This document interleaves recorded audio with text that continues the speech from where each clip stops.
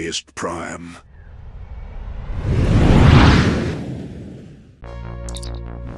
Hi, and welcome to Nerdiest Prime. Today I'm interviewing Jenny Johnson, who is a Trekkie from Halifax, Nova Scotia, and a prolific painter. And just recently she was hired by Doug Drexler to paint Matt Jeffries, the famous Star Trek art director, for the upcoming 2025 Ship of the Line calendar. Hello, Jenny. Hi, Lucas. How are you doing? Good. How you doing? I'm fabulous. Tell me about how you became a Trekkie and what was your introduction to Star Trek? Wow. All right. Well, that goes back. That goes back a long ways.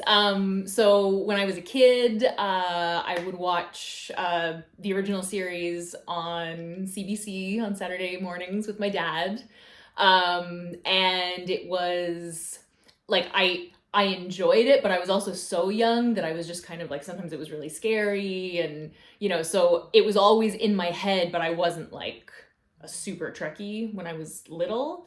But then around grade 7, I'd been having a few years of a lot of like bullying, and I had a really rough go for a couple of years. And I happened one night to be just flipping channels, and there was something that I recognized as, oh, that's that new Star Trek show. This was like around 1991. And yeah, and I like watched a full episode, not knowing any of the characters. It turned out to be Skin of Evil, which is the episode where Tashi Yar dies. Spoiler. And yeah, and by the end of it, I was crying. I was so invested in it. I wanted to know more about all these people. And that really, so every night from then on, I was watching the reruns. I was waiting for the new episodes, and I got so into it because it was this total escape from everything that was going on in my regular life. So it just kind of like ballooned from there. I started writing like fan fiction and, doing drawings, and yeah, and that sort of ended up being a way that I found a group of friends who, as it turned out, were also Star Trek geeks. And yeah, and I mean, it's sort of become this through line through my life of like, I don't know, like all these amazing relationships, and so Star Trek: The Next Generation, it was my really my inroad.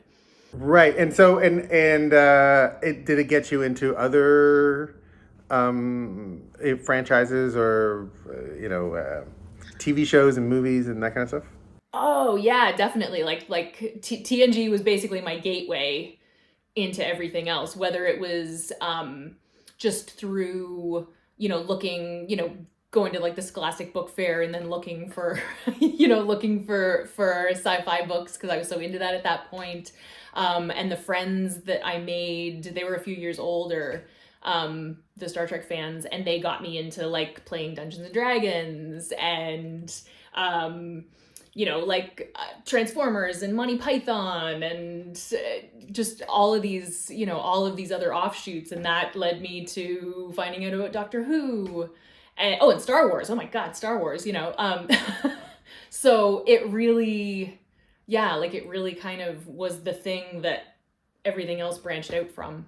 And I can see behind you so many of your paintings are Star Trek paintings. There's the Cisco from in the Pale Moonlight. Yep. And there's the one from the last episode of Next Generation. When did you start painting, and how did that whole part of your life develop?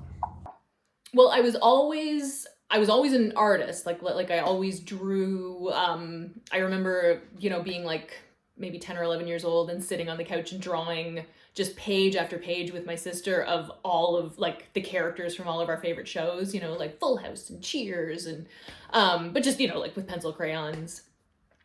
We didn't actually have art in my school after grade 7. because I'm from a really tiny little town in Cape Breton. My graduating class had like 36 kids. So What town did you come? What town are you from? Bedeck, Nova Scotia. Didn't Alexander Graham Bell float like he? Oh yeah. What did he do there? The first basically the first airplane that was flown in the British Empire, the Silver Dart. Oh, there we go. That's what it is. And it's a little tourist town, like it's but in terms of the Nova Scotia education curriculum, they did not see art as a priority in the 90s for junior high and high school. So I didn't really have a chance to progress a lot. Like I didn't have any kind of mentorship.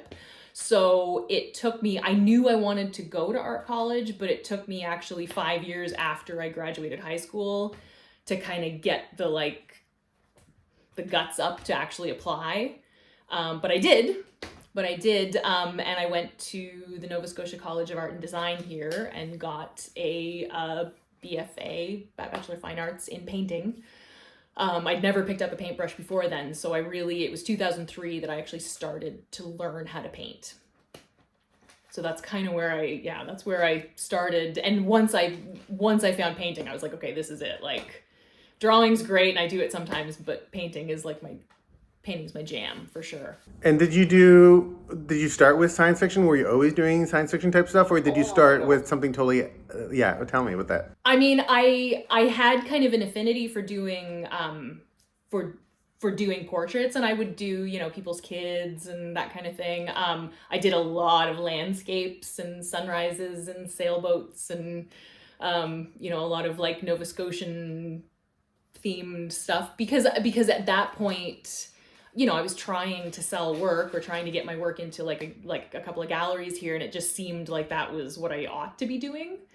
But I found it, I don't know, just not really, it wasn't really inspiring to me, so it wasn't until, actually, you know what, it was, I think right around the time that we met, 2015, that my boyfriend at the time asked me, because he'd seen all the portraits that I had done before, and he was like, could you do something like from a movie for me, maybe? And he asked me to do a scene from Stand By Me for him. So I made this really big, couch painting of a scene from Stand By Me, thinking like, oh, this is really fun. This is cool. And then I put it online, just on Facebook, and people kind of freaked out. And I was like, oh, so people like this. Okay, that's cool, And so it sort of started me thinking like, oh, I could make some really cool stuff, like actually paint stuff that I like, myself, that I'm really into. So, but it still took me a few years to kind of get that going, because all of this time I graduated from NASCAD in 2006, and I didn't really start painting like prolifically until I managed to stop bartending, because I did that for years and years and years and years and years. Once I stopped bartending, once I started working from home, I was able to actually, get a studio practice going and actually make work. So in that first year, I painted, I think it was a dozen or 14 pieces, just of stuff I love. So it was kind of a revelation for me, That's amazing. Yes, yes, it is. It's a literal dream come true. Absolutely. Well, that's great. That was the part I was trying to get to. I'm trying to get to the dream come true part. Well, now we're getting to the next part of the dream, which is that Doug Drexler contacted you, who does the famous Ships of the Line calendar that I used to get years and years ago, and he was fantastic. He was a designer, if I'm correct, on Deep Space Nine and maybe TNG. I don't remember. He was It's funny because he came to Hollywood doing makeup. He was a makeup artist to start off with, and he won an award, an Academy Award for Dick Tracy. Oh, okay. Yeah, crazy, right? But he was a huge Star Trek fan, and as soon as that happened, he was like, okay, how do I get on one of these Star Trek shows? You know, so he got into the makeup department on TNG. He definitely worked on Deep Space Nine. Yes, yes. He went to Enterprise, and then he went to Battlestar Galactica. So he was instrumental in designing the Enterprise, so the NX-01, like the Archer Enterprise. And so how did you and him get in touch, or how did that happen? So I've been, basically, since I've been doing this, and especially since I've been doing this full time, I've been working my butt off on 4 different social media platforms, just trying to, like, you know, because I have to sort of, if I want to sell things, I need to actually be the one driving my own traffic to my shop. And so I made this TikTok that I ended up kind of blew up on TikTok, and I hadn't really put it on Facebook because I don't know, Facebook's weird. Anyway, but I put it on Facebook, and it just kept going and kept going and kept going, and it kind of went viral. And then a friend of mine who I was talking to was like, oh my God, congratulations on the Doug Drexler thing. And I was like, I'm sorry, what? And it turned out he had seen, I think somebody had actually shared my video with him, and he saw my work in it. And the next thing I know, I come home and, you know, look at my phone, and he's messaged me. And I mean, it was funny because he's like, hey, it's Doug. Listen, I worked on Star Trek. And I was like, oh my God, I know who you are. What?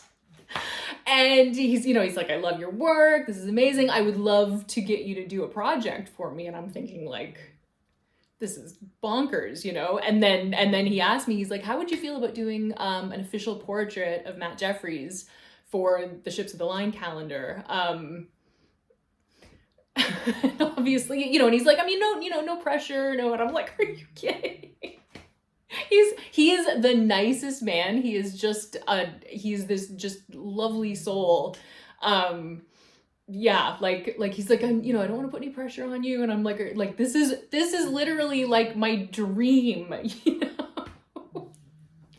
Yeah. So, and then the next thing I know, he's posting on Facebook, I've commissioned Jenny R. Johnson to do this portrait, and yeah, everything's crazy. I'm so excited. I'm just blown away. That's great. That's fantastic. Yeah. So, and this is going to be in the calendar for 2025. Yep, 2025. So I'll be painting this coming up to Christmas this year. That's like the production window. So what's cool about it is that they're, you know, and Doug Drexler's had a hand in a lot of these cases where, you know, it's a lot of independent artists have been brought in on this project and have ended up getting other, you know, pretty amazing work out of it. Matt Boardman is one example. He's been doing it for, I think, since 2012. Doug brought him in, and he had just met him on Facebook. And he's since gone on to do a lot of VFX work, but he did a bunch of work on the new Top Gun movie just recently. So it's really and it's very much, I think, a sort of a family, the way that Star Trek is, you know, like once you're in the family, you're in the family, you know, which is pretty cool. Yeah. Well, it's already like a family, so it's like you're already in the family, but now there's the inner family. Yes, exactly. That's nice. That's really great. So what are your, so what's next? What's the future for Jenny R. Johnson? Oh, jeepers. I'm, I mean, I've told Doug if he ends up on another show to, you know, if they need any, you know, portraits done of, you know, admirals or anything to go over a fireplace, I'm your girl. But at this point, I've got a variety of commissions booked up through this year. I have like 1 or 2 spots left for that kind of work this year. I'm still doing a couple of in-person shows as well, because I really enjoy that. I really enjoy going to conventions, and because I make this stuff because I love it, and getting to talk to other people about why they love it is the best, you know. Especially because art can be a relatively solitary practice otherwise, you know. So it's really nice to have that chance to sort of connect with people directly. But yeah, and I mean, I'm still selling work online. If I had my wish, I would be making Star Trek work like full time. That would be my goal, basically, is yeah, to be able to just, all of the scenes and all of the characters and everything that I've got floating around in my head that I only have so much time to do. I would like to be doing that full time, but we'll see. We'll get there. Where can people find you online? Kind of everywhere. Like I said, I'm very, very active on a number of social media platforms. So you can find me on TikTok, Instagram, and Facebook at Jenny R. Johnson Art. I'm also on Twitter under Jenny R. Johnson. The art isn't, it's too many characters, so just Jenny R. Johnson.